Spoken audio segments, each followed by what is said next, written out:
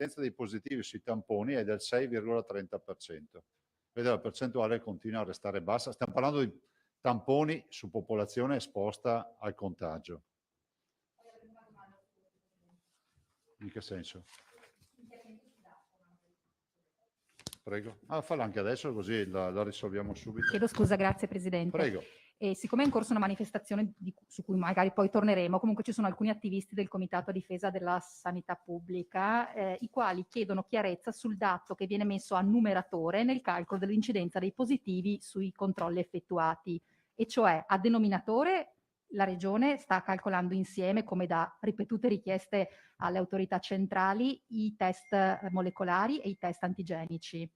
A numeratore il dato relativo ai positivi comprende i positivi trovati con entrambe le metodiche, perché sappiamo che ci sono test antigenici positivi che vengono confermati in molecolare, sì. Poi c'è una quota di molecolari puri, diciamo, nel senso che per patologie particolari, ricoveri, viene fatto direttamente il molecolare. Sì, ecco. Qual è la domanda, scusa? La domanda è capire il dato dei positivi se arriva da entrambe le metodiche, cioè dai molecolari e dai rapidi, se ci confermate che non vengono contati doppi, cioè che nel caso di una conferma viene contato un caso, cioè una testa. Guarda, ne abbiamo già parlato più volte. Lo so, però siccome la contestazione continua, io vorrei che venisse messa, se possibile, la parola fine a questo. Grazie. Allora, il numero di soggetti positivi, i nuovi positivi, sono i soggetti che vengono trovati positivi con test rapido confermato con test molecolare, oppure solo con il molecolare, oppure solo con il rapido.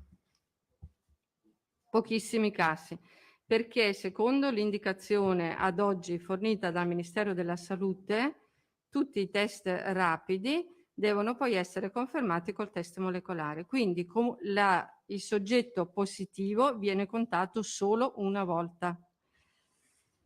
Noi consideriamo quindi l'incidenza, così come viene considerata insomma in epidemiologia, come il numero di soggetti positivi rispetto alla popolazione, non rispetto ai test.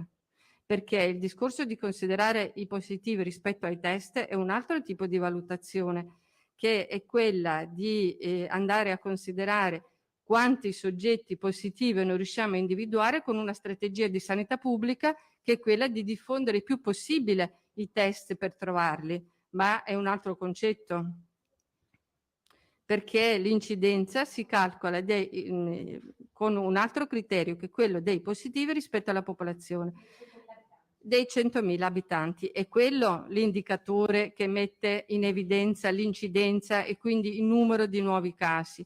Poi è vero che è, e quindi è immediatamente, diciamo, conseguente a questo che è un tasso, perché l'incidenza è un tasso, ok? Si chiama così in epidemiologia, che è quella di considerare la proporzione di tamponi che ci permettono di individuare i positivi. Noi abbiamo una penalizzazione in questo momento, perché in tutte, diciamo, come si può dire, i telegiornali, le notizie dei media, ci viene considerato una certa incidenza, quindi un certo numero di positivi come dato assoluto, che sono 3.000, 4.000, 2.000, eccetera, sui tamponi fatti, che considera a livello nazionale al momento soltanto i tamponi molecolari.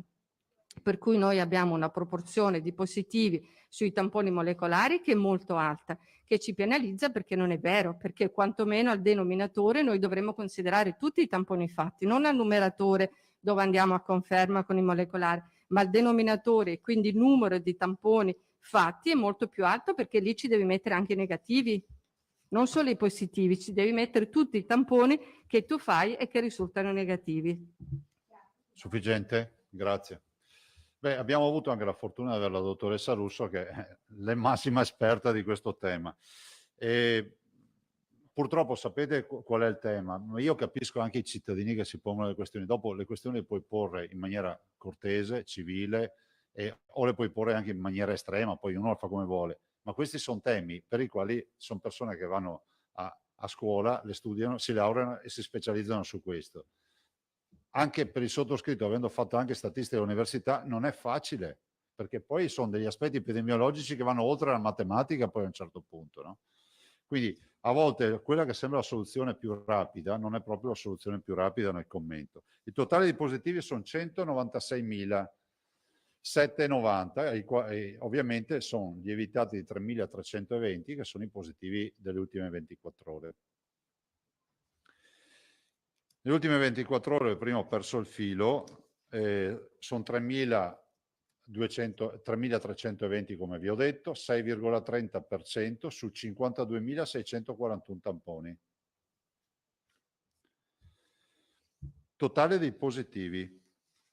Sì, peraltro c'è anche da dire una cosa, che se noi guardassimo, semplicemente lasciassimo perdere i 3.200 e 3.320, guardassimo il contingente dei molecolari, comunque da sé, se uno, ad esempio, in maniera, come si può dire, molto grossolana dicesse dammi i molecolari di oggi, tu vedi che la stragrande maggioranza sono positivi. Se a uno non gli vai a spiegare che sono la conferma dei rapidi, pensa di aver scoperto il vaso di Pandora, capite che è tutto così. Noi rispondiamo tutti i giorni a domande del genere.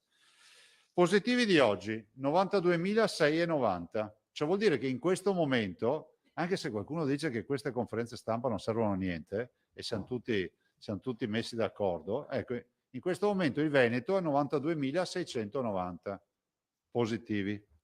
Penso che i veneti siano gli unici ad essere così informati costantemente di quello che accade. Totale ricoverati per Covid sono 3.324. Abbiamo avuto 57 ricoverati in più.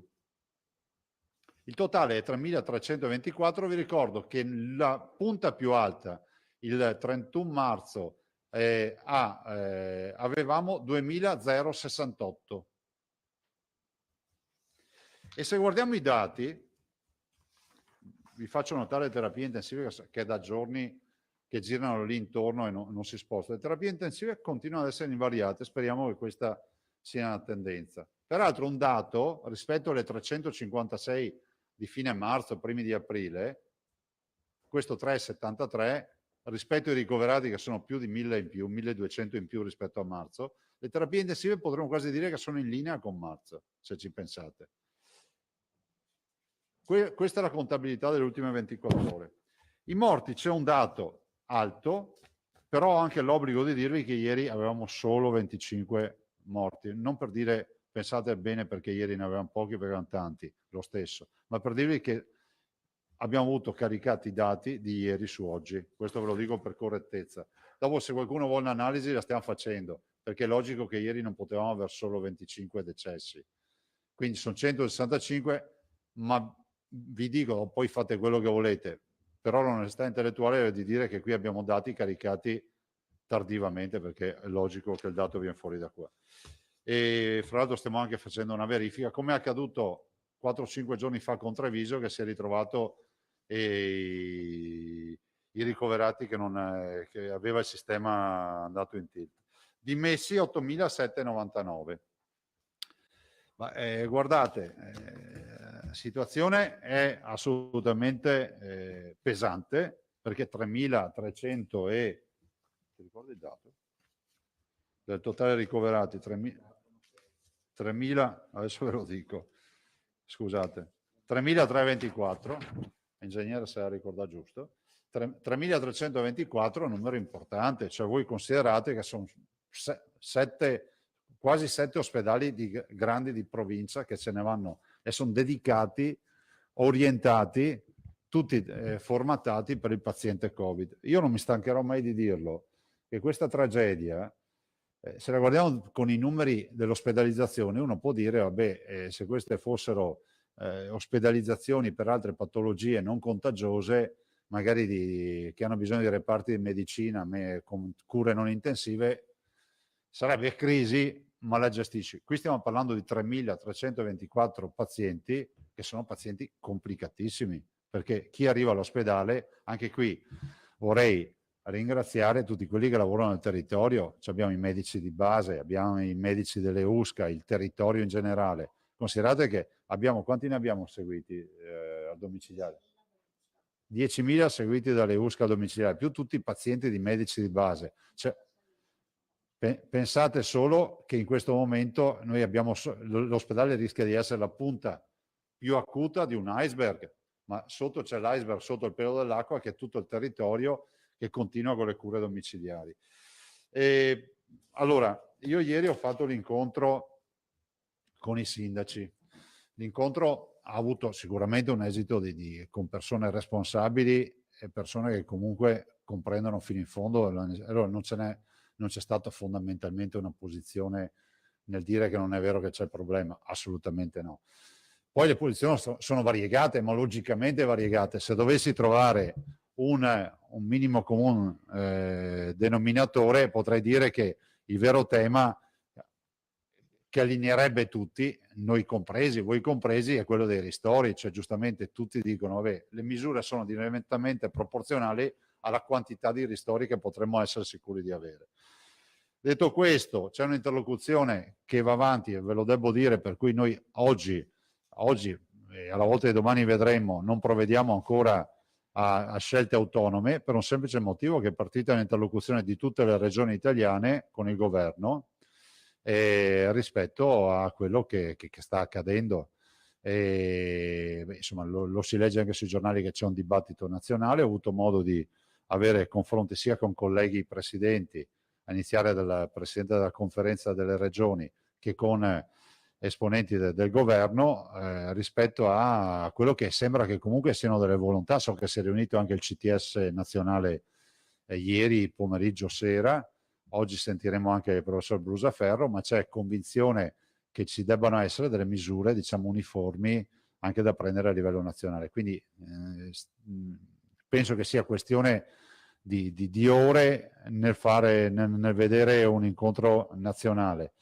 E del resto il tema degli assembramenti è un tema del quale abbiamo parlato, insomma coinvolge tutte le città. C'è preoccupazione perché anche le comunità che hanno avuto le misure, a differenza di noi, cioè, o meglio, noi abbiamo avuto delle misure ma meno aggressive di quelle della zona arancione o rossa, tutte le comunità comunque rischiano di vedere l'infezione ripartire. Dall'altro c'è anche da dire che c'è un aspetto non irrilevante, perché se prima viene la sanità pubblica, ce n'è anche uno di natura, diciamo, competitiva, che noi sappiamo che il 10 gennaio probabilmente la Germania avrà, se non appiattito, di certo abbassato moltissimo le sue curve di contagio. La Germania fa un lockdown dal 16, che è oggi, non 16? Domani? Dal 16, io ho perso anche la tramontana, dal 16 fino al 10 di gennaio ci mette 11 miliardi 200 milioni di euro di misure e dà il 90% del calo del fatturato a tutte le imprese con meno di 500 mila euro di fatturato, sotto i 500 mila euro di fatturato. E direi che capite che se noi andassimo dai cittadini garantendo il 90% del fatturato non staremmo neanche qui a discutere di se chiudere o non chiudere. Io sono convinto comunque che nel rispetto delle libertà e di tutto quello che si può dire, ma davanti a una situazione come questa, diciamo, delle misure ci vogliano.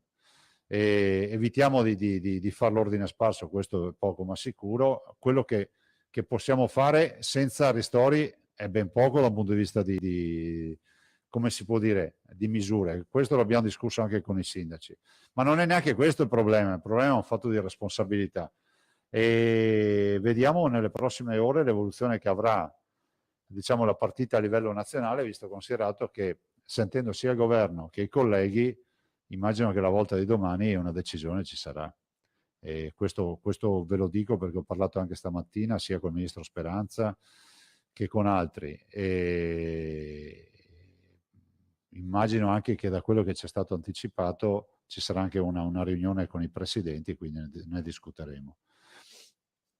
E io non aggiungo altro, faccio sempre l'appello ai cittadini che il tema grande, poi ve lo dirà anche la dottoressa Russo che è la massima esperta di epidemiologia, si occupa proprio, questa è la sua materia, che il tema del contagio lo si vede, poi vi darà un dato importante, io non voglio dire perché giusto è un dato che mi ha detto che è sorprendente, rispetto alla mortalità e al contagio, cioè c'è una fascia, poi vi dirà lei tutto il resto, c'è chi si contagia e non si ammala o non muore, Invece c'è chi poi prende questo contagio e muore. C'è proprio tutta un'analisi fatta, per cui sappiamo chi sono i potenziali vettori e chi sono purtroppo coloro che hanno, come si può dire, il risvolto finale di questa catena del contagio. Beh, l'analisi, fra l'altro, sull'immortalità è una bella analisi che ci dà già un picco di mortalità per il mese di novembre, poi la dottoressa vi darà i dati, novembre-dicembre, ed è un bel lavoro che hanno fatto appunto i suoi uffici, quindi grazie per questo lavoro. Passerei la parola a voi per le domande, ragazzi. Tosato Pederiba Giacomuzzo Fois, benvenuto Top Bonnet, ancora nulla. Prego.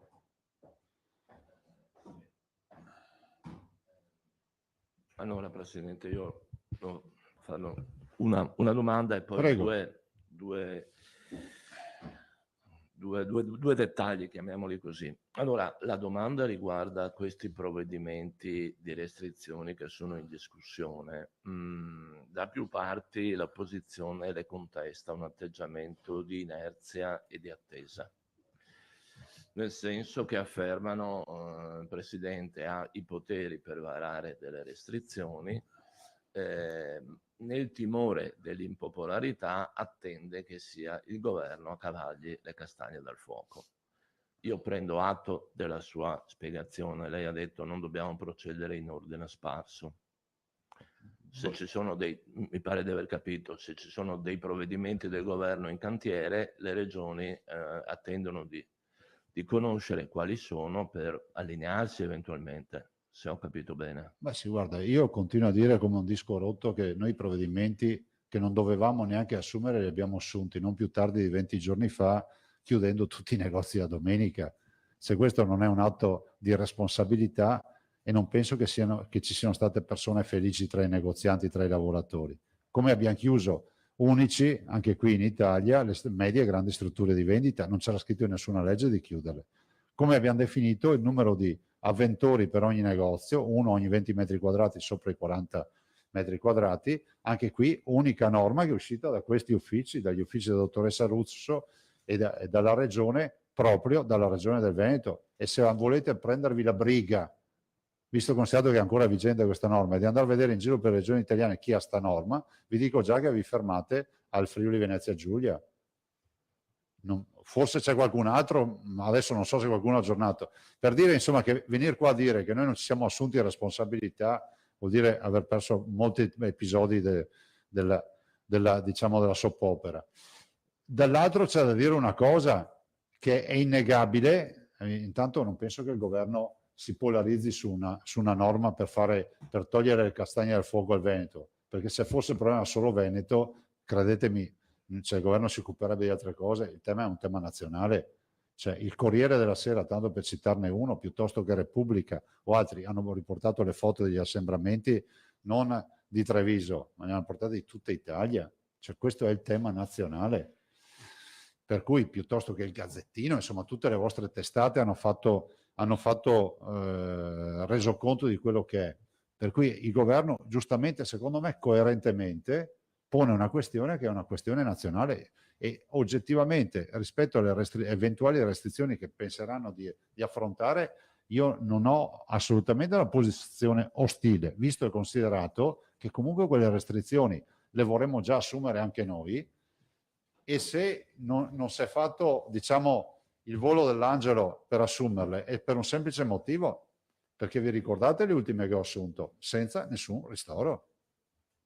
Perché il giorno prima tutti le vogliono, il giorno dopo, un istante dopo, quelli che sono penalizzati giustamente si ritrovano tutto chiuso senza ristori. Siccome c'è questa possibilità, che posso dire che è anche il tema di un lavoro di squadra, che è stata posta non su richiesta, perché se avete osservato il dibattito è partito esattamente lunedì mattina, come è partito qui. Vedo che i colleghi comunque portano avanti, molti dei colleghi portano avanti anche loro questa istanza, vedo che i ministri, lo scrivete voi sui giornali, stanno discutendo anche il governo al suo interno, vuol dire che c'è presa di coscienza, soprattutto dopo la posizione della Germania, che il tema è un tema nazionale. Non è che qua qualcuno si fa togliere le castagne dal fuoco. Cioè. Però comunque l'opposizione, io ho il massimo rispetto per l'opposizione, però vorrei ricordare che ci sono i giorni, c'è sempre, come si dice, nella vita ci sono i giorni di bel tempo e di brutto tempo, dipende sempre di non trovarsi sotto la pioggia senza l'ombrello, perché poi va a finire male. Speriamo che qualcuno ci presti l'ombrello. Allora. No, perché guardate che qui dobbiamo far squadra, nel senso che noi, come l'abbiamo sempre fatta col governo, dopodiché ognuno fa quello che vuole, ma venire a dire a questa regione che non si è assunta responsabilità, dove erano tutti quelli che oggi dicono che c'è una responsabilità quando il mondo intero ci attaccava per la chiusura del carnevale, delle scuole? Io non ho visto tanti responsabili dire sì, è giusto, anzi dicevano che sbagliavamo tutto. La prima zona rossa in Italia, chi è che l'ha firmata? Io l'ho firmata. 10 giorni di apertura contro la regione che sbagliava tutto. Fa fortuna. Ecco, avevo 2 altre questioni. Prego. Una riguarda la candidatura del Veneto. Era, sì, quindi diciamo insomma, l'Agenzia per le emergenze sanitarie, l'Agenzia internazionale per le emergenze sanitarie, lei ha scritto al Presidente Conte candidando il Veneto. Ecco, una domanda proprio un po' specifica. In che modo, siccome pare di capire che questa Agenzia internazionale per l'emergenza sanitaria avrà sede a Venezia, e sarà però, come dire, animata, sarà gestita sostanzialmente dalla scuola medica dell'Università di Padova. C'è anche l'idea di un coinvolgimento del nuovo Policlinico di Padova in questa operazione? Ma c'è coinvolgimento di tutto perché sarà sostanzialmente polarizzata su Padova, ma non lo dico perché va bene dirlo così, basta prendere in mano il dossier, c'è una sezione del dossier. Noi, attenzione, che quando fai una candidatura, anche qui, come con le Olimpiadi, no, Zaia prende in giro tutte queste minestre qua, sempre da disperati. Allora, quando presenti una candidatura, cioè noi da mesi che stiamo lavorando a un dossier, con esperti di dossier per queste candidature, cioè non con gente che non sa neanche cos'è un dossier internazionale. E ne è venuto fuori, diciamolo fino in fondo, perché ci riempiamo sempre, ci gonfiamo il petto, no? C'è una volta, cos'è? Sei di Treviso, sì, vicino a Venezia, o so del Padova, vicino a Venezia, dai, così si dice, no? Abbiamo pensato, e secondo me correttamente, ci siamo anche confrontati con il rettore, peraltro, cioè il tema di avere la ragione sociale e l'immagine di Venezia per la candidatura, voi capite che questa è una candidatura internazionale, senza nulla togliere a Padova, che partiamo da Galileo e andiamo in su. Ma Padova è la base, è come dare, come si può dire, c'è stata una ipotesi di candidatura, voi forse non la ricordate, qualche anno fa, delle Olimpiadi invernali, che prevedeva la sede, come sede Venezia. E tu dici, ma che senso ha? Però io l'ho visto con la presentazione delle nostre Olimpiadi. Guardate che in giro per il mondo Venice è un brand. Quindi noi candideremo per la comunità mondiale Venezia a sede dell'agenzia. Ma è Padova, è ovvio. Venezia non ha l'università, non ha i centri di ricerca e nasce peraltro questa candidatura tra i padovani, con i padovani. Io la prima volta che ho parlato con il rettore. No, ma guardi che non ho alcun dubbio in proposito. No, ma io lo so, ma lo dico a quelli che ce l'hanno. Ah, ecco. No, il mio era proprio una sollecitazione sul punto eventuali sinergie, siccome il nuovo Policlinico di Padova che si farà, grazie a noi. Ha, mi pare, una vocazione, anche una vocazione internazionale, una vocazione di ricerca, di alta specialità. Ecco, è ipotizzabile una sua attività sinergica rispetto a questa? Assolutamente sì. Cioè, considerate che la comunità scientifica di Padova è una comunità in totale osmosi. Quindi non c'è dubbio su tutto questo. Guardate, il dottor Flor, fra l'altro, che io sento costantemente, tutti i giorni, sta portando avanti in maniera magistrale l'operazione dell'ospedale. Noi stiamo galoppando, considerate, con una burocrazia, perché se ci dessero la possibilità di avere una gestione commissariale ridurremmo di 1/3 i tempi, però andiamo avanti.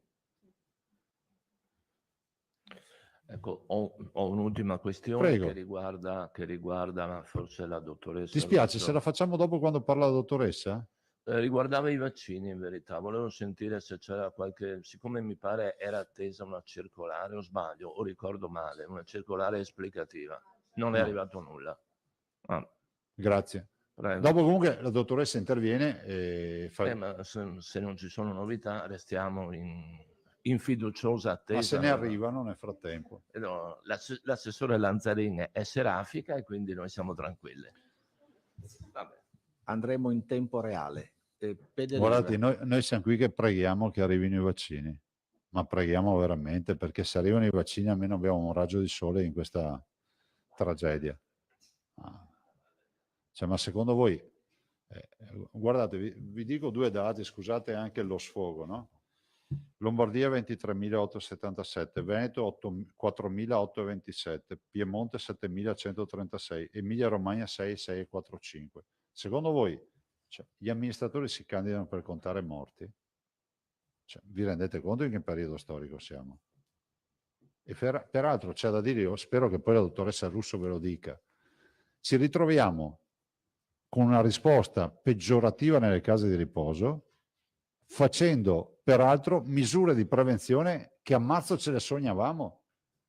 Oltre ad essere blindate, facciamo i tamponi ogni 4 giorni agli operatori, facciamo i tamponi agli ospiti, abbiamo messo a disposizione eventuali tamponi rapidi per se c'è qualche visitatore. Ci sono i DP che a marzo non avevamo.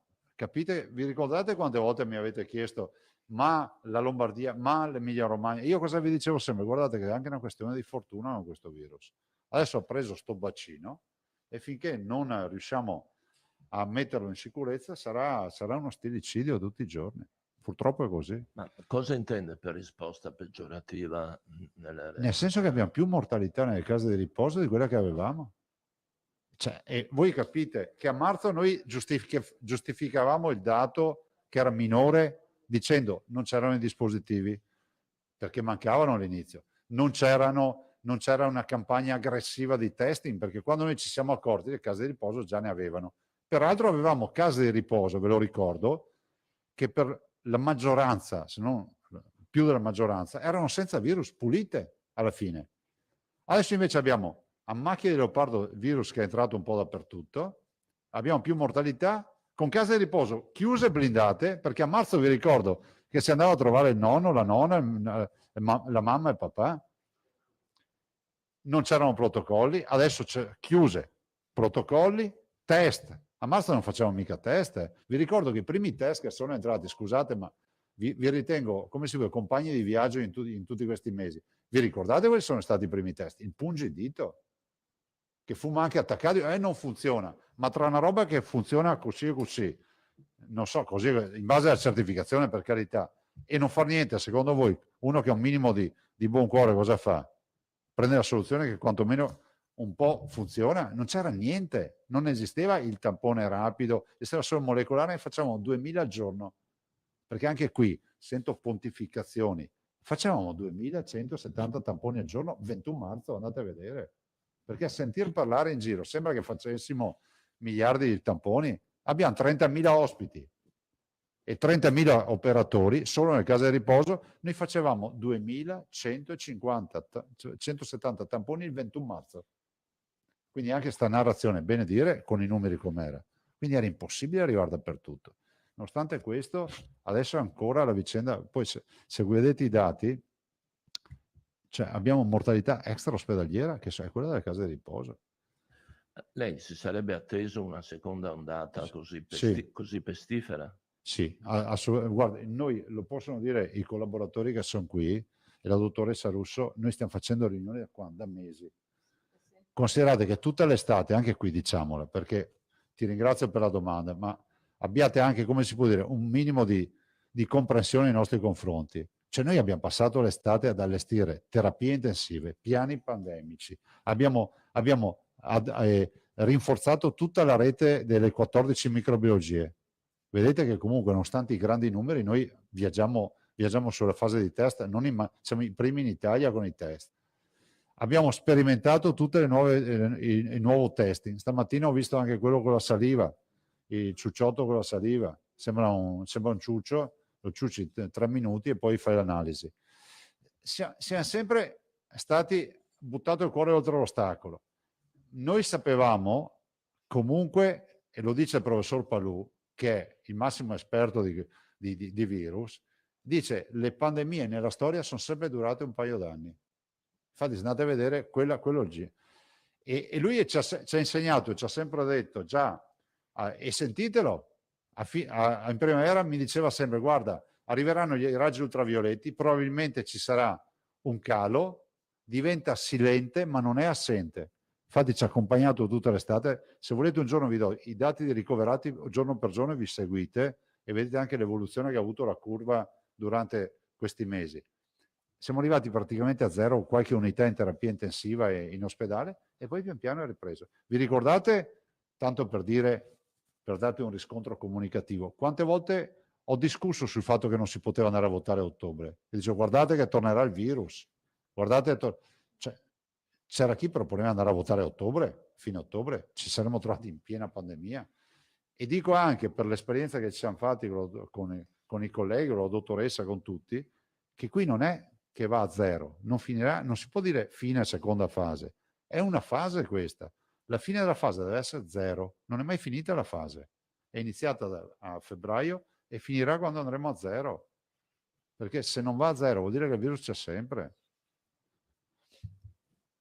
Proseguiamo? Scusatemi, ma... Pederiva. Grazie. Prego. Avrei una domanda sulle misure, ma mi ha incuriosita con il ciuccio del test salivare. No, vabbè, è un test nuovo che hanno portato al dottor Rigoli, che ormai prova tutto quello che passa per il mondo, sì, di test. E... È una novità, è un'evoluzione rispetto a quello dell'Università di Padova, che è in quello è corso. molecolare salivare. Questo è un antigenico. test rapido. È una novità perché? Perché i bambini no. È tipo un ciupa ciupa, cioè, fra l'altro non ha neanche sapore, io l'ho provato stamattina. Se volete un esempio, avete presente che in alcuni locali ti danno la salvietta precompressa super secca e ci mettono una goccia d'acqua e si gonfia, non so se vi è mai capitato di vedere. Accade, so che le vendono anche su internet, io spesso le incrocio su internet, queste robe. È la stessa roba, c'è uno stecco duro che succhiandolo si imbibe di saliva e dopodiché c'è uno strumento che ne estrae la saliva e fa l'analisi. Ma al di là della curiosità commerciale, lo state valutando per una Sì, implementazione? Sì, il Rigoli sta provando. Ma noi stiamo pensando ai bimbi, non possiamo continuare a pensare di infilare lo stecco nel naso ai bambini. Tanto è vero che abbiamo anche il tampone baby. Però guardate che è invasivo come testa. Pensate a un neonato. Il rinofaringeo neonato, avete presente? Quello si ricorda tutta la vita. Ok, questa era la curiosità. No, volevo tornare sull'ordinanza. Sì. Giusto per una questione di metodo, quindi aspettate il governo tra oggi e domani per capire come si muove Perché in modo ci da audirà? andare allineati. Probabilmente, da Certo. quello che si sa. Per quanto riguarda la proposta comunque del Veneto, alla luce del confronto che c'è stato ieri con i sindaci, ci risulta che ci siano diverse ipotesi sul tavolo, dal divieto di uscita dai comuni nei prefestivi e festivi e sempre in quelle giornate alla chiusura dei bar, passando per la serrata delle medie e grandi strutture di vendita. A lei che spetterà un po', immagino, questo compito di sintesi, chiedo quale potrebbe essere quindi la proposta guarda, veneta. noi abbiamo discusso la verità di tutto, cioè c'è chi aveva posizioni più estreme, chi meno estreme, chi addirittura magari molto più soft. La verità è che il tema dei ristori è un tema dirimente, nel senso che si sta presto a fare gli eroi con il portafoglio degli altri. E ben venga, se c'è una soluzione nazionale, che garanzia ci dà? Non è quella della responsabilità, perché ce l'assumiamo, cioè non è che ci votiamo contro. Vi ricordo che ci vuole l'intesa, quindi se le regioni non danno l'intesa vuol dire che c'è una spaccatura, quindi sicuramente noi daremo l'intesa. Ha il vantaggio del ristoro, no? Agganciato. Perché la misura, voi ricordate il dibattito della zona gialla plus, e ne venne fuori lì il dibattito, no? Che poi il ristoro, sì, ci hanno dato 19 milioni di euro, ma non ne facciamo nulla con 19 milioni di euro, con le restrizioni che si fanno. 19 milioni, scusate, su un budget nazionale di 2,50 distribuito tra tutte le regioni, non ne sono toccate 19 milioni. Comunque essere un mix di soluzioni, allora, di misure? Guarda, io penso che se si fa a livello nazionale con i ristori, fatta bene, può essere una soluzione, diciamo, incisiva. E immagino che il ragionamento che potrebbe venirne fuori sia quello di pensare, diciamo, di mutuare le misure delle colorazioni, dando per presupposto che l'Italia è tutta gialla, quindi immagino che si dovrà cambiare colore. Se invece non c'è una decisione, diciamo, affiancata dai ristori, è ovvio che si va a una soluzione di minima semplicemente per gli assembramenti del sabato e della domenica, cercando sempre l'aiuto dei cittadini di far capire che comunque il rischio c'è negli assembramenti. Io capisco che la legge, no, attenzione, capisco che si può uscire di casa, ma non è vero, come ho letto da parte di qualcuno, anche qualche vostro collega, che dice che la legge lo permette. La legge vieta l'assembramento, che è di maggio, decreto legge 33 del 16 maggio. No, perché leggere anche che qualcuno dice che non si può fare ragionamenti sugli assembramenti perché si possono fare, forse vabbè, qualche episodio anche a quei si era perso, anche autorevoli i vostri colleghi nazionali che fa lesione al mondo. C'è una legge che lo vieta l'assembramento. È un corso pieno di persone, è un assembramento. La legge lo definisce proprio in legge. Giacomuzzo e poi Fois e Bonet. Presidente, buongiorno. Beh, Buongiorno. la collega mi ha anticipato un po' sui temi, ma quindi le chiedevo allora in particolare sui ristori. Non bastano quelli per il decreto, scusi, l'ordinanza giallo plus. Quindi quello che è stato stanziato fino adesso non basta. No, guardate, considerate 19 milioni di euro, tu chiudi 2 o 3 settimane e fai quelle chiusure che si fanno, no, pensate solo categorie, 19 milioni di euro vuol dire, cosa facciamo? 5 milioni di euro a settimana, una roba del genere? Avete presente il fatturato del Veneto? Se tu vuoi fare una misura incisiva, ipotizziamo che si faccia una misura di minima con un salto, si va all'arancione. L'arancione prevede già una serie di restrizioni che sono pesanti e quindi è fondamentale che ci siano i ristori. Io capisco che è difficile trovare un punto di equilibrio. Noi ci siamo, non ci tiriamo indietro. Se c'è da fare, facciamo autonomamente. Se c'è da fare per dare l'assenso al governo, daremo l'assenso sulla base di una proposta. Ovviamente dobbiamo vedere la proposta, però noi siamo convinti che delle misure ci vogliano in questa fase. Guardate, il nostro pensiero va agli operatori, ovviamente ai ricoverati, ma gli operatori sono tirati. Cambiando discorso, le volevo anche chiedere, la settimana scorsa aveva annunciato delle novità diagnostiche, si riferiva a questa del salivare? No, mi riferivo al salivare, ma guardate, ho parlato oggi con il dottor Rigoli e Cristina e mi ha detto che voleva ancora qualche giorno, poi veniva magari a farvi un punto della situazione, no? Un punto nave di quello che è diventata la diagnostica. È giusto anche corretto per voi e quindi per i cittadini sapere da dove siamo partiti, cosa c'è oggi sul mercato nazionale e mondiale. Io lo dico, ma anche, posso dire, un po' anche con rammarico personale. Se oggi avessimo un test rapido, un test fai da te, avete neanche un'idea di cosa si potrebbe fare? Pensate solo a sto tema dei ristoranti, non passa. Basta, grazie. Grazie. Fois e poi Bonet. Buongiorno Presidente, Buongiorno. Io tornerei all'incontro che ha avuto con i sindaci, perché al di là, lei ha detto, ci sono diverse posizioni, misure più o meno restrittive, però c'è anche una terza corrente di pensiero che è quella di far rispettare le misure che attualmente sono in vigore, per esempio quella di divieto di assembramento. Lei adesso ha ricordato che è vietato per legge, l'altro giorno ha giustamente ricordato che lei non ha né il controllo delle forze dell'ordine né della polizia locale, però quello ce l'hanno i sindaci per esempio, e si è parlato allora di questo problema e di che cosa abbiano intenzione di fare. No, guarda, intanto io dico che la squadra dei sindaci è una squadra responsabile, ne abbiamo parlato con tutti sono stati collegati per tutto il tempo. Dico che, faccio degli esempi, c'è una città come Treviso è riuscita a schierare 25 vigili della polizia municipale, insomma, uomini della polizia municipale, cioè le forze sono ridotte. Immagino che ci siano anche delle forze di polizia, però capite che se bisogna andare a strascico a far multe in mezzo alla popolazione, c'è anche un rischio, come si vede, di tensione oltretutto, no? Perché poi immagino anche che molti siano lì, cioè beccarsi una multa di 400 euro, di 1000 euro, cioè non è che ti passa comunque la giornata, cioè, è un danno, un grave danno. Quindi bisogna cercare una soluzione. E allora i sindaci sono responsabili, non si sono tirati indietro e hanno sempre dimostrato di avere a cuore la salute dei cittadini. Però è pur vero che se pensiamo di gestirla con le multe, guardate, poi conoscete la mia posizione, insomma, io non ho mai pensato che questa vicenda debba essere gestita con le multe. Allora, io ho fatto un'intervista, ricordo, 2 mesi fa, dicendo guardate che dovremmo ritrovare un nuovo patto sociale con i cittadini, perché non arriviamo ad aprile a forza di PCM e ordinanze, e si sta verificando. Sai, c'è un posto invece in cui la polizia locale ci è andata, e anche col sindaco, che è la scuola elementare Giovanni XXIII di Treviso, dove i genitori protestavano per la presenza di un insegnante che diciamo, ha delle posizioni negazioniste sul Covid. È intervenuto il sindaco Conti assieme alla polizia locale, l'insegnante è stata poi segnalata anche alla prefettura, e ora il dirigente scolastico deciderà che cosa fare. Tra Non ne l'altro so nulla. assunta proprio per... tra l'altro ha iniziato a lavorare poche settimane fa ed è stata assunta proprio con i posti in più del Covid. Lei non ne sa nulla, volevo chiedere proprio un suo commento. No, non so. Cos'è?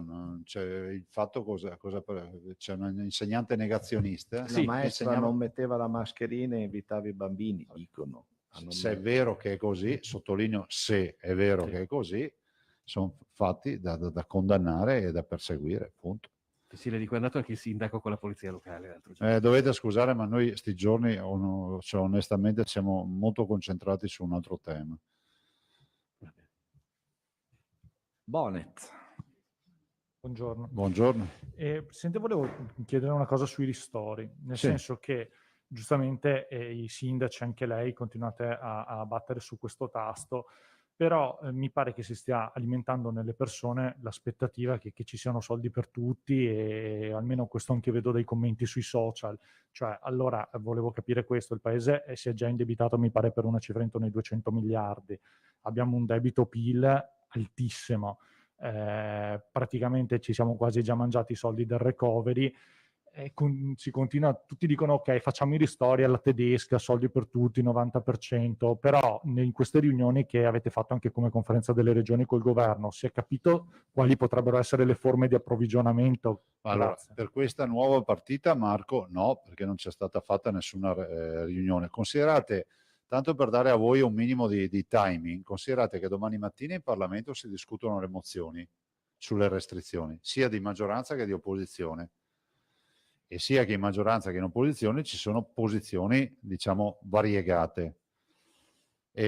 Scusate, variegate. In maggioranza di certo sì, l'opposizione ha una mozione sul Natale, per non voglio dire robe imprecise, per cui è inevitabile che domani mattina ci sarà il primo confronto per eventuali ragionamenti. Dopodiché il governo avrà, immagino, nottetempo, nel giro di poche ore, il parere del CTS. Il CTS ieri sera si è riunito per esprimere un parere sulla situazione epidemiologica nazionale, non veneta, nazionale, e dopo quindi ci mettiamo il parere del CTS, che sarà come una pietra miliare, perché voi sapete che se dicono che si va a destra e tutti girano a sinistra, poi si vedrà. Fino adesso il parere del CTS è sempre stato seguito. E le mozioni e quindi la politica domani, immagino che nella giornata di domani vi do io uno scenario possibile. Ci sarà sicuramente una riunione dei presidenti, probabilmente, o dei presidenti con il governo. Io immagino che andrà a finire così la giornata, e quindi penso che alla volta di domani, per veder chiusa la partita giovedì per il fine settimana, siano questi i tempi. Questa è tutta una situazione in evoluzione che è iniziata ieri. Marco? Stop. Non c'è in questo momento un'idea di dove il governo, perché credo, non credo saranno le regioni e i sindaci a mettere i soldi per ovvie ragioni.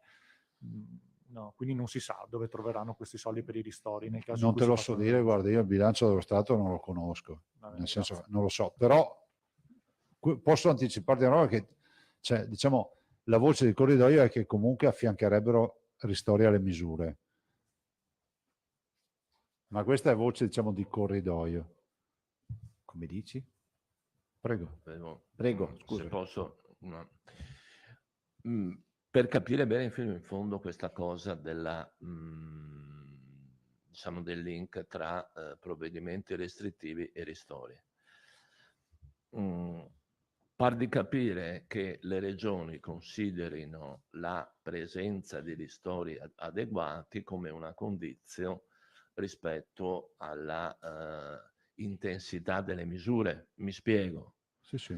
È giusto? No, sì, ti confermo questo, ma non è una, come si può dire, una condizione delle regioni. È una considerazione che fanno un po' tutti, e devo dire che anche esponenti del governo dicono se chiudiamo bisogna che comunque ci sia una misura di ristoro a fianco.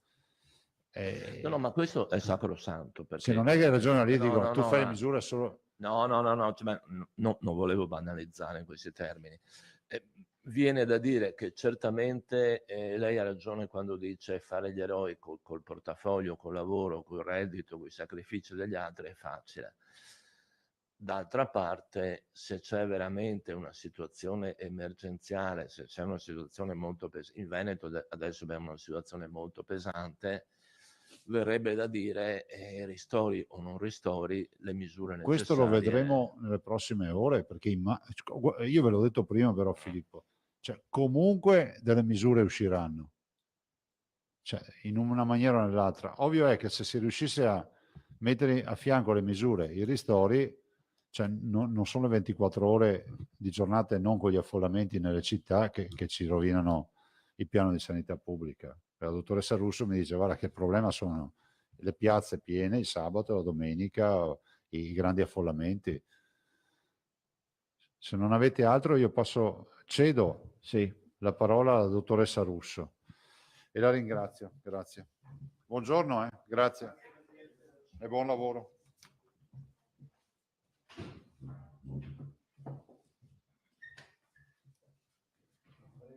Prego, dottoressa. Grazie, buongiorno a tutti. Allora, eccomi di nuovo qua. Volevo dire una cosa perché le domande iniziali su anche insomma il tema dei colori lo volevo perché l'ho spiegato in questi giorni, ma volevo dire una cosa. Allora, la suddivisione in colori, ancor prima di essere legata ai DPCM, alle ordinanze, è nata con l'obiettivo di aiutare le regioni a identificare il proprio scenario di rischio.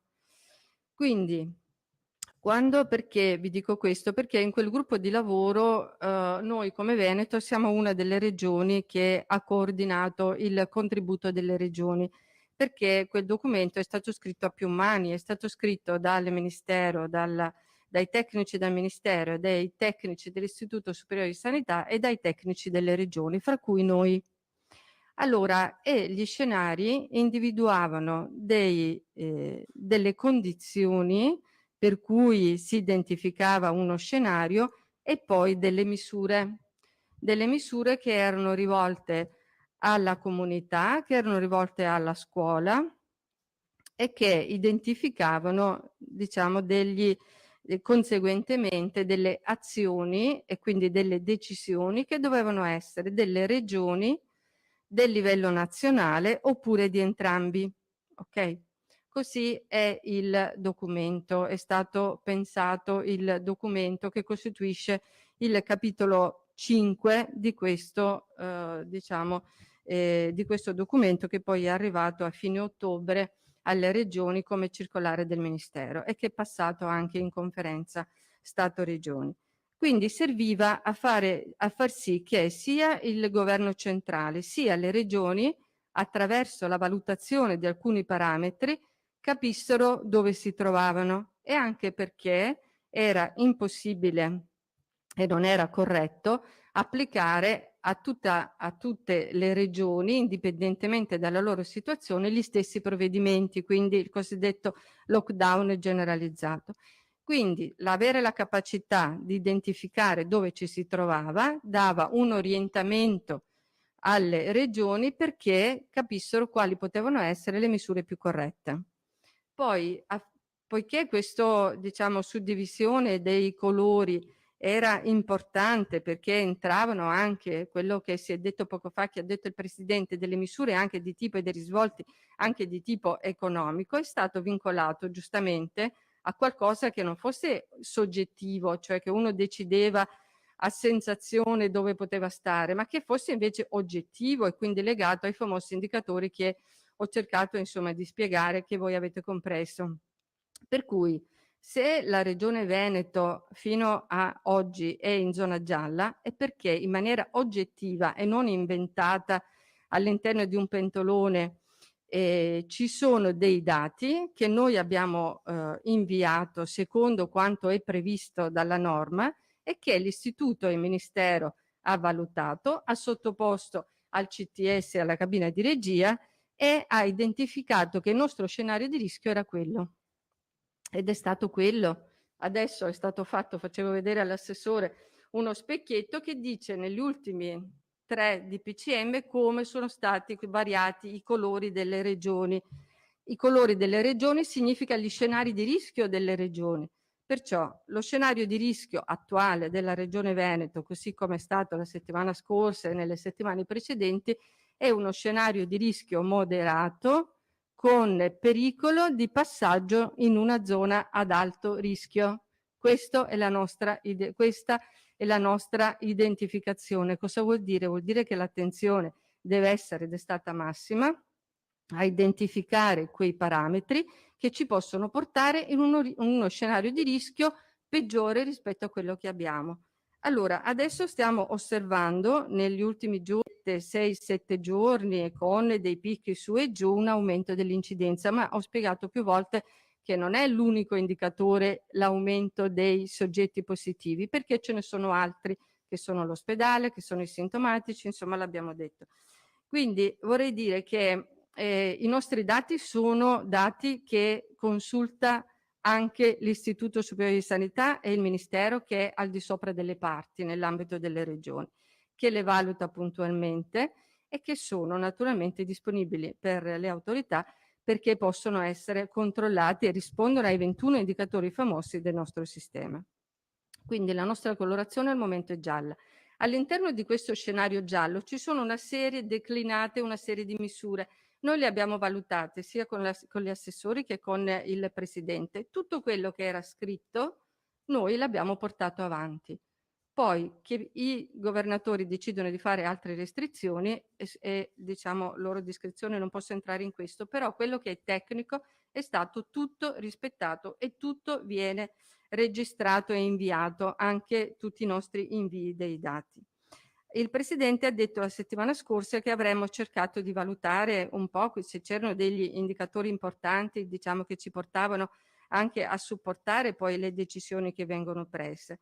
E allora noi stiamo cercando di fare come tecnici questa valutazione. Tra l'altro devo anche dire, e ne approfitto che ha la parola, che accanto a tutti i colleghi che lavorano giorno per giorno a contatto con il virus, ci sono i colleghi della prevenzione, che sono quelli dei dipartimenti di prevenzione, che raccolgono tutti questi dati e li mandano e ce li forniscono perché noi li mandiamo al Ministero.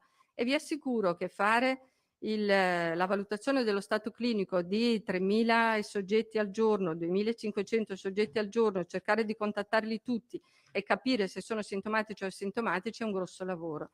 Far sì che si rispettino, diciamo, tutte le indicazioni per evitare il contagio è quello che ci porta a non peggiorare la situazione degli ospedali. Quindi c'è tutto un lavoro di squadra rappresentato dal territorio, poi ci sono le USCA, i medici di base, i dipartimenti di prevenzione che cercano di bloccare il diffondersi dell'infezione ed evitare che le persone vadano a finire in ospedale, vadano a finire in terapia intensiva e poi alcuni di questi muoiono. Quindi è un lavoro composito e complesso che non si inventa, ma che si costruisce nel tempo, non si inventa neanche nel momento in cui arriva una pandemia, è un lavoro che parte da molto molto prima. Allora, e questo è in premessa. Allora, per analizzare la nostra situazione, di che cosa disponiamo? Abbiamo il SERRI, il Servizio Epidemiologico Regionale, che lavora in azienda zero e che diciamo, elabora i dati per la regione, che ci ha presentato un report sulla mortalità. Ed è molto importante questo report sulla mortalità perché ci fa vedere qual è stata la mortalità in eccesso che abbiamo riscontrato nella fase 1 rispetto a quella che stiamo riscontrando adesso e se effettivamente, diciamo, gli effetti, perché poi diciamo la mortalità è l'effetto estremo, insomma, di questa malattia è uguale rispetto alla prima fase oppure se è diversa.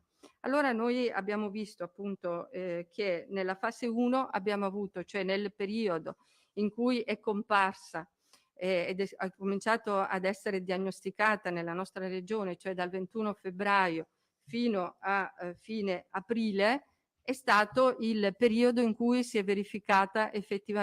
sono verificati il maggior numero dei casi e poi un eccesso di mortalità confrontate con gli stessi periodi del triennio precedente, perché dobbiamo avere naturalmente un margine di confronto. Abbiamo visto che gli ultimi 15 giorni di marzo e i primi 15 giorni di aprile sono stati quelli peggiori per quanto riguarda questo tipo di esito, con un eccesso di mortalità compreso fra più il 38-39% rispetto ai dati dello stesso periodo valutati nei 3 anni precedenti. Poi abbiamo continuato a monitorare, come anche diceva il Presidente, perché il monitoraggio non è che si sia interrotto quando è finita, diciamo, la fase 1, ma è continuata e si è visto che via via c'è stato un decremento fino ad arrivare a un più 1%, 4%, insomma 2%, eccetera. Poi arriviamo ad ottobre e ad ottobre, verso la fine di ottobre, abbiamo un più 10%. Nel mese di novembre, nei primi 15 giorni di novembre, abbiamo un più 33%, 32% e la seconda metà di novembre 44%. Vanno presi con le pinze questi dati perché naturalmente altre schede di morte potrebbero arrivare che si riferiscono al mese scorso e quindi potrebbe leggermente insomma variare anche questa percentuale. Ma questo che cosa ci dice? Che effettivamente da un punto di vista della mortalità si ripresenta lo stesso quadro, lo stesso eccesso di mortalità che abbiamo riscontrato nella prima fase.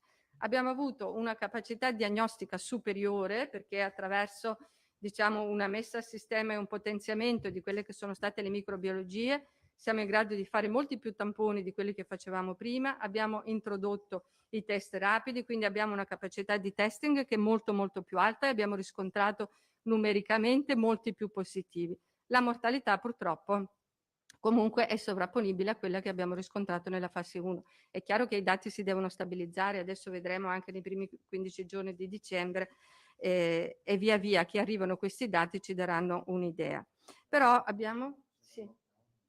Infatti c'era anche il lockdown, quindi l'effetto del lockdown rispetto ad adesso ha certamente frenato sia il diffondersi del virus e i conseguenti effetti, mentre adesso abbiamo una situazione in cui abbiamo quasi mantenuto, diciamo, una condizione di normalità, cioè il virus circola molto più frequentemente ed è più presente nella popolazione perché tutte le attività riproduttive e tutte le attività produttive sono in funzione, è ripresa la scuola, abbiamo una diciamo vita quasi normale, quindi non ci sono delle restrizioni che invece abbiamo riscontrato nella prima fase. Quindi anche l'effetto della mortalità, cioè l'esito della mortalità va visto come diciamo anche legato all'incidenza, cioè al numero di nuovi positivi che avevamo nella prima fase rispetto a quelli che abbiamo in questa fase 3.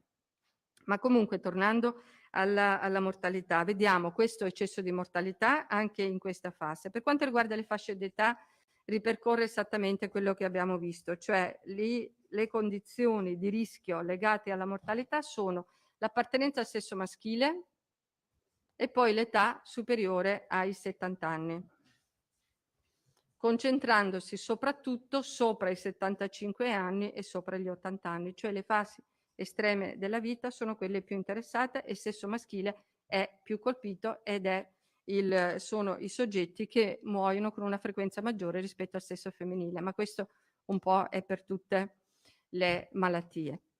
Poi volevo fare un'altra considerazione che abbiamo fatto anche insomma stamattina. Allora, valutando quello che sta succedendo adesso, noi vediamo come si distribuiscono i nuovi casi, quelli di cui parlavamo prima, l'incidenza. L'incidenza riguarda una fascia di età che va dai 25 ai 64 anni, cioè il maggior numero dei casi riguarda queste fasce di popolazione.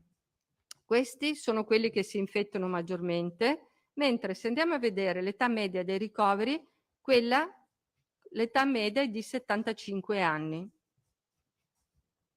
e muoiono a partire da queste classi di età. Quindi il mondo, diciamo, produttivo, noi che insomma lavoriamo, che andiamo in giro, eccetera, siamo quelli che ci infettiamo di più, ma quelli che vanno a finire principalmente, quindi in ospedale, sono i soggetti 75enni e oltre, e questa è la fascia d'età che poi muore. Quindi quando noi diciamo che la percezione della popolazione è che effettivamente è una cosa che non ci riguarda, siamo noi dell'età media che contraiamo l'infezione e probabilmente, insomma, la portiamo agli anziani che poi vanno incontro ai ricoveri e vanno incontro a morte, pur infettandosi meno, perché sono le persone più debilitate, sono le persone che più difficilmente riescono con le proprie difese immunitarie, diciamo, a superare la malattia. Quindi, diciamo, ci deve essere veramente una grossa assunzione di responsabilità in quello che è il nostro ruolo. E questa non è una sensazione, questi sono dati.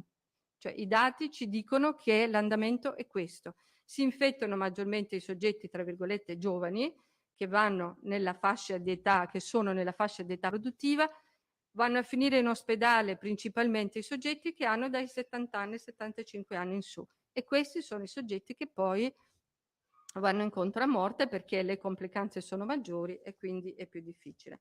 Poi è stata fatta una cosa molto importante da parte del servizio epidemiologico regionale, che è analizzare i tassi di mortalità per tutte le cause. E lì, per tutte le cause di morte, sì. Allora si è visto che effettivamente, così come insomma riportato anche dalla letteratura, e quindi qui lo vediamo proprio con una analisi specifica che riguarda i morti della nostra regione, c'è stato un eccesso di mortalità per tutte le patologie croniche e principalmente per un eccesso di morte per le patologie respiratorie, per il diabete, per le patologie circolatorie, sia quelle cardiovascolari che quelle cerebrovascolari. Quindi diciamo che tutti quelli che avevano già una patologia di base, che fosse il diabete, la cardiopatia, patologie di tipo circolatorio a livello cerebrale, sono morti quando hanno, diciamo, quando hanno avuto anche una diagnosi di Covid, ma si è visto che anche se non c'è stata una diagnosi precisa di Covid, cioè il Covid associato, comunque c'è stata una mortalità superiore per quanto riguarda i soggetti che presentavano queste patologie croniche. Quindi che sia stato diagnosticato in quei soggetti o che non sia diagnosticato il Covid in questi soggetti, comunque la mortalità per queste patologie croniche è comunque aumentata. Ciò significa che molto probabilmente alcuni di questi soggetti hanno magari contratto il Covid e non gli è stato diagnosticato e si è aggiunto a queste patologie, per cui queste patologie sono state insomma cause di morte. Quindi ci sono dei numeri.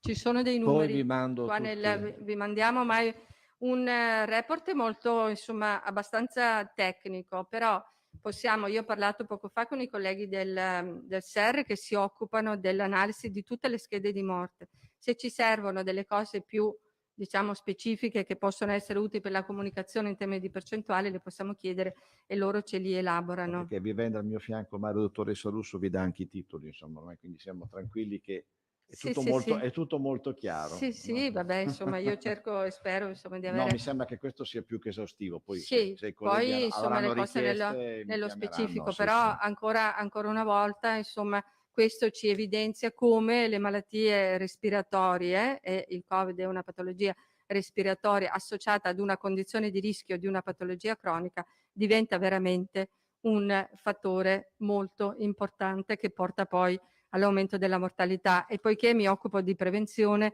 io dico che tutte quelle cose che devono essere fatte per ridurre le malattie croniche, quindi gli stili di vita corretti, devono essere mantenuti, perché nel momento in cui poi arriva una patologia infettiva come questa, perché è una malattia infettiva e contagiosa e si associa ad una condizione di cronicità, naturalmente questo porta all'aggravamento, alla forma più grave di espressione della malattia che conduce a morte. Quindi questo è un messaggio molto importante. Quindi la patologia infettiva sì, quando si unisce ad una patologia cronica praticamente questo aumenta e determina l'eccesso di mortalità.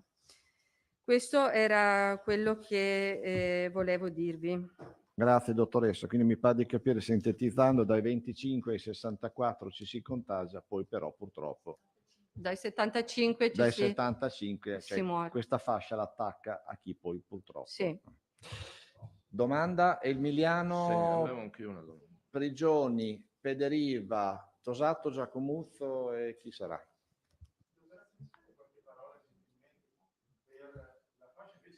Troppo lungo.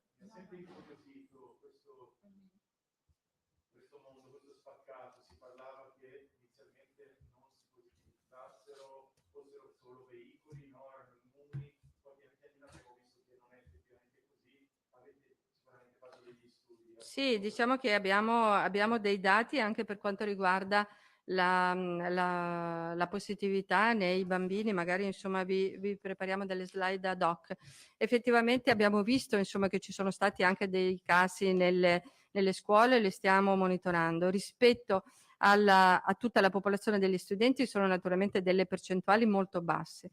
I bambini proprio insomma fino ai 14 anni, fino ai 12 anni, non presentano, pur essendo positivi, sembra che non presentino insomma dei quadri importanti di manifestazioni cliniche che poi insomma li mettono in difficoltà. Stiamo facendo però degli approfondimenti con la pediatria di Padova e con alcuni pediatri per studiare proprio come la malattia insomma si sviluppa nei bambini. Però è vero che loro possono fungere appunto da vettore del virus, da veicolo del virus nei confronti di altri soggetti, anche se sembra, perlomeno da quello che rappresenta un po' la letteratura, che quelli che più sono piccoli i bambini, meno hanno questa capacità di diffusione del contagio, però questo ancora si deve verificare. È chiaro che è molto importante che quando un bambino viene riscontrato positivo venga mantenuto lontano dai soggetti che possono essere a rischio o per patologia o per età,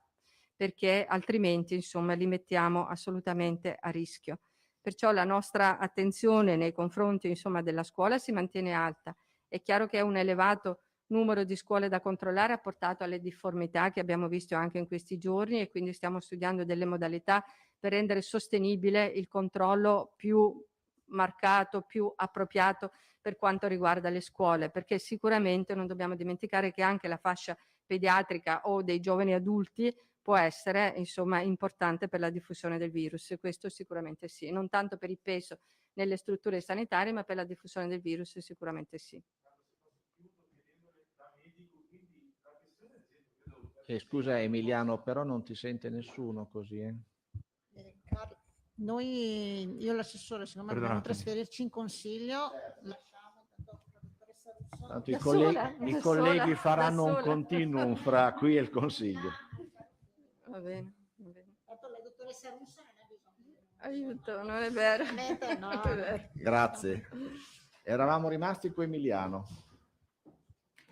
Le chiedo velocemente da Sì. genitore, non solo, insomma, vedere i bimbi, credo intorno ai 6 anni possono non mettere la mascherina o sotto i 4, non ricordo adesso. No, vabbè, ma quello non è tanto Cosa ne pensa legato. da medico? Cioè se No. facciamo bene o no? Allora, io penso che il fatto di non mettere la mascherina ai bambini piccoli sia perché risulta difficoltoso per loro tenerla e quindi, ma non perché non sia indicata. È legata al fatto che il bambino piccolo con la mascherina potrebbe avere difficoltà, uno, a tenerle, quindi come comportamento, insomma, è una cosa, e poi anche perché, insomma, non sappiamo se magari gli dà fastidio a respirare, eccetera, ma è solo legata a questo, ma effettivamente il bambino positivo potrebbe, insomma, diffondere il virus. Quindi lì non è tanto la mascherina quanto il fatto che se uno ha un sospetto di evitare assolutamente in maniera assoluta. Quindi il discorso della mascherina è legata proprio alla sostenibilità della misura. Ecco, sì. Prigioni, poi Tosato, Pederiva, Giacomuzzo. Buongiorno a tutti, buongiorno dottoressa. L'eccesso di mortalità della seconda fase, oltre al fatto che nella prima fase c'era il lockdown, si può spiegare anche in qualche modo, ci sono dei parametri di valutazione? Ma diciamo che si può spiegare col fatto che, uno, abbiamo una diffusione maggiore del virus, con le cose che abbiamo detto prima, perché tutta la popolazione, insomma, conduce alla propria attività lavorativa, c'è una maggiore circolazione del virus, questo sicuramente. È vero anche quello che diceva il Presidente, che pur avendo aumentato quelle che erano, insomma, le misure per il controllo e l'intercettazione all'interno delle strutture residenziali, vediamo che la maggiore mortalità, insomma, si concentra, ma perché la popolazione è più anziana, perché magari ha già delle patologie di base, però insomma noi dobbiamo continuare a aumentare il testing per intercettare, soprattutto nei confronti degli operatori, che possono essere le persone che inconsapevolmente possono portare il virus all'interno delle strutture. Per quello abbiamo raddoppiato, diciamo, la frequenza, proprio per evitare questo. E poi anche questo discorso dei visitatori, che nelle strutture che non hanno casi possono, insomma, frequentare con le regole che abbiamo dato, però con il test, in modo tale da evitare il più possibile di portare in queste strutture il virus, che poi si diffonde più facilmente. Sembra quasi che il virus prima colpisse in maniera più specifica, in maniera più grave, oggi invece sembra più trasversale, quindi essere più diffuso, Ma in termini di positività, in termini di nuovi casi, noi ne intercettiamo tantissimi in questa fascia di età che abbiamo detto, insomma, è anche giovane, ma l'abbiamo visto anche in estate. Se vi ricordate, nel periodo, nella fase 2, l'età media addirittura era intorno ai 25-30 anni, quindi il virus circolava veramente nella popolazione giovane, perché era quella che era più in movimento, perché era stata in vacanza o perché frequentava, diciamo, ambienti dove, insomma, c'erano, non dico assembramenti, ma movimenti di vita, insomma, in comune. Adesso è più o meno la stessa cosa, quindi il virus circola trasversalmente in tutte le fasce di età della popolazione, principalmente in queste fasce di età dai 25 ai 64 anni, e poi però determina un aggravamento in questa fascia della popolazione più estrema, che secondo me è quella più attenta a quelle che sono tutte le misure e tutti i comportamenti, però è quella che, se viene colpita, ne paga le conseguenze maggiori. Grazie. Eravamo a Tosato. Sì, dottoressa, mi rendo conto che è una contabilità un po' funerea questa, però stiamo alludendo all'aumento di decessi in assoluto di questi mesi rispetto al triennio precedente? Cioè il raffronto è questo? Sa perché glielo chiedo? Perché da mesi circola questo refrain per cui il Covid avrebbe di fatto assommato tanti decessi ordinari di carattere diverso, quindi può essere un elemento di chiarezza. Quando lei ci dice a cavallo tra la seconda metà di marzo e la prima metà di aprile abbiamo un più 38-39% di decessi, mi corregga se sbaglio, vuol dire che abbiamo un più 38, un più 39% di decessi assoluti rispetto al triennio precedente. È dello corretto? stesso periodo, sì. Ecco. Però ho anche detto che abbiamo analizzato le cause che vengono scritte nelle schede di morte. E allora, in una parte di queste schede di morte viene specificata che c'è una diagnosi di Covid e quindi la persona è morta per Covid. Ma abbiamo riscontrato che anche dove non c'è scritto Covid, le persone invece come prima causa avevano le malattie croniche di cui vi ho detto Certo, prima. certo. Ok? Quindi- Lei a questo proposito ipotizza che si tratti di un Covid non diagnosticato, viceversa sarebbe incomprensibile. Beh, potrebbe essere collegato magari ad un Covid non evidente, non diagnosticato o comunque che non si è manifestato e pertanto non lo possiamo sapere, ma questo sarà oggetto di valutazione. Ci sono sia a livello regionale che a livello nazionale dei gruppi di lavoro e degli esperti proprio che specificatamente vanno ad analizzare queste cause di morte. Noi possiamo dire quello che abbiamo rilevato, cioè che a fronte di un eccesso di mortalità che abbiamo riscontrato in questi periodi, che coincide con i 2 periodi di maggiore circolazione del virus, non soltanto abbiamo riscontrato che una parte di questi soggetti aveva come prima causa la diagnosi il Covid, era positivo per Covid, ma anche dove questo non c'era abbiamo avuto un eccesso di mortalità per malattie croniche. Cosa significa SER? Servizio epidemiologico regionale. La ringrazio. Federiva. Grazie, dottoressa, buongiorno. Mi riallaccio a quanto diceva il collega. È uno studio sulla mortalità, quindi non sulla letalità Covid. Sappiamo che sono concetti differenti. Quindi Certamente. anche l'aumento che c'è stato nella seconda ondata rispetto alla prima potrebbe tener conto della situazione per cui in assenza di lockdown non solo il virus circola di più, ma si muore anche per incidenti stradali. Certamente, perché nella prima, infatti in questo lavoro c'è una riduzione della mortalità per traumatismi, perché questa chiaramente è legata invece al fatto che le persone erano costrette a rimanere presso il proprio domicilio e pertanto era molto ridotta quella che erano la mortalità per incidenti, certamente. E quindi, e concludo, rispetto anche alla vulgata negazionista con cui purtroppo ci dobbiamo confrontare tutti i giorni, ci può suggerire da tecnico che tipo di locuzione possiamo usare quando parliamo di morte per Covid, con Covid, da Covid, alla luce del fatto che le stesse schede di morte, come ci ha appena detto, sono differenziate, alcune lo indicano, altre no, lo presuppongono, lo sospettano, ma magari non lo diagnosticano. Come possiamo tradurre tutto questo in termini comunicativi che siano rispettosi della verità dei fatti? Allora, la verità dei fatti sono i dati e noi riscontriamo che in corrispondenza della maggiore circolazione del virus sia nella fase 1 sia nell'attuale riscontriamo un eccesso di mortalità, sia associato, come ho detto prima, dove viene segnalata fra le cause di morte la malattia, quindi Covid-19, associata molto spesso ad altre patologie e questo sta ad indicare come il soggetto con comorbilità la comorbilità è uno dei fattori che aumenta la mortalità e anche non associata strettamente, quindi tra le cause di morte non è scritto Covid, ma solo le comorbilità, cioè le comorbidità che ho menzionato prima, cioè il diabete, cioè le patologie cardiocircolatorie e cerebrovascolari. Queste sono quelle che portano ad una maggiore mortalità. Questa sovramortalità coincide con le curve che noi conosciamo, cioè quella che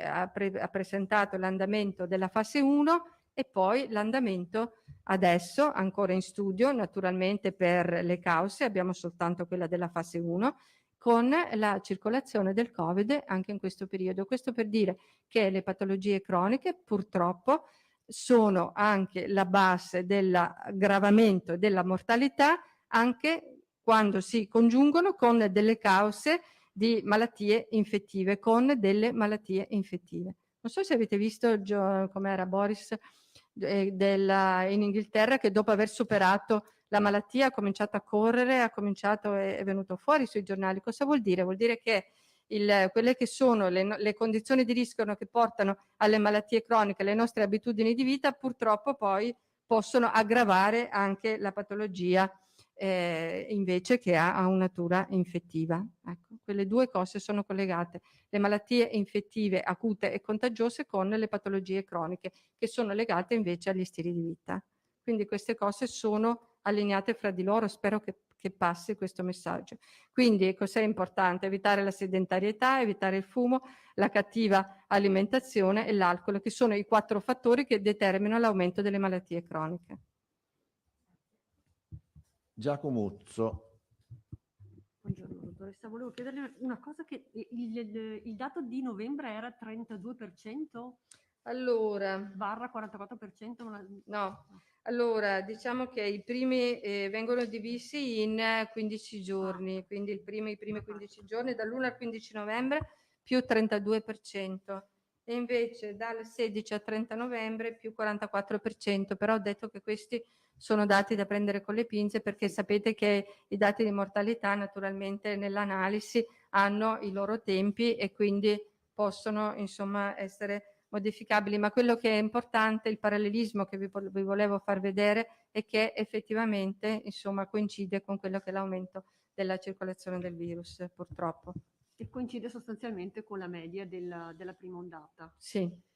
E invece sulle case di riposo, prima il Presidente aveva accennato al fatto che c'è una maggiore mortalità nella seconda fase. Diciamo che per quanto riguarda i ricoveri, noi abbiamo insomma fatto un parallelismo per esempio con i ricoveri, abbiamo visto che mentre nella prima fase c'era una correlazione, un andamento molto più rapido, cioè man mano che aumentava l'infezione aumentavano anche i ricoveri. Adesso abbiamo visto che nei ricoveri c'è un andamento un po' più lento e anche la mortalità avviene meno in ospedale, quindi le persone magari sono meno gravi e quindi arrivano meno in ospedale, però purtroppo, l'ho detto prima, anche per questioni di copatologie, per questioni di età e per questioni di comunità, la maggiore mortalità riguarda quella fascia di età.